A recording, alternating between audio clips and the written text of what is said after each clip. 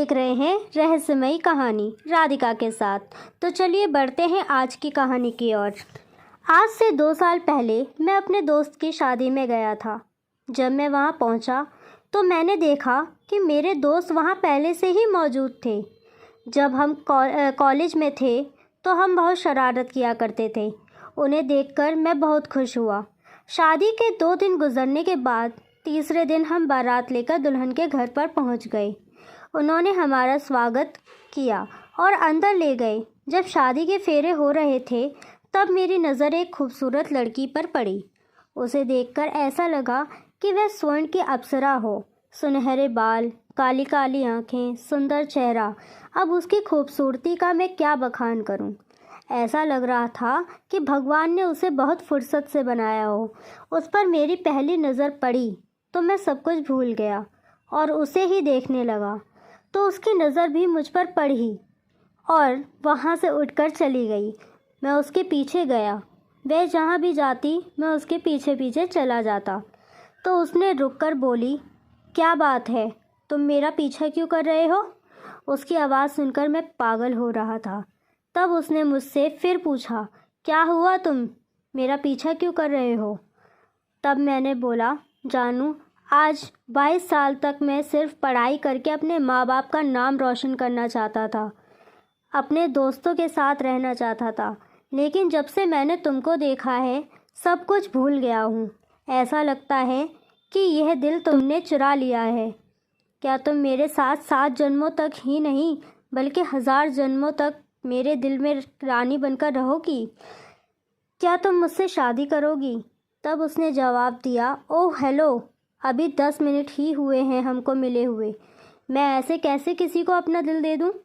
तो मैंने बोला, जानू, तुम दिल को मुझको ही दोगी, क्योंकि तुम कहो ना कहो तुम्हारी आंखें सब कुछ बयां कर रही हैं। ये 10 मिनट तुम भूलकर भी भूल ना पाओगी और मुझे ढूंढते ढूंढते ज़रूर मेरे पास आओगी। चलता हूँ। और हाँ, आई लव यू बेबी। अरे हाँ, मैं तो तुम्हारा नाम ही नहीं पूछा। मेरा नाम है प्रेम और तुम्हारा नाम क्या है? तब उसने बोला, क्यों बताऊं? अगर तुम्हारा प्यार सच्चा है तो खुद पता लगा लो। तो मैंने बोला, चलो कोई बात नहीं, मैं ही तुम्हारा नाम रख देता हूँ, अमृता। शायद भगवान भी यही चाहते थे। अगले दिन से हम दोनों कहीं ना कहीं मिलने लगे। धीरे धीरे वह भी मुझसे प्यार करने लगी और एक दिन अमृता ने बोला, आई लव यू टू। उसके अगले दिन मुझे कंपनी की तरफ से बाहर जाना पड़ा। अमृता उदास थी तो मैंने उसे समझाया, तो मेरी चिंता मत करो, मैं जल्दी ही आ जाऊंगा। और बाहर जाकर मैं अपना काम ख़त्म करने लगा। वापस लौट ही रहा था कि एक गांव में मैंने पोस्टर देखा। मैं दंग रह गया। उसने अमृता की फ़ोटो थी और उसके फ़ोटो के नीचे उसकी मौत की खबर लिखा हुआ था। मेरे पैरों तले ज़मीन खिसक गया। मैंने वहाँ के बुज़ुर्ग से पूछा, ये लड़की कौन है?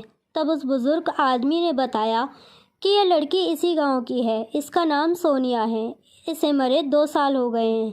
तब मुझे लगा कि यह सब मेरा वहम हो, शायद ऐसा ही 2 लड़कियों हो। मैं ये सोचते सोचते घर पहुंचा और सुबह सुबह उससे मिलने चला गया।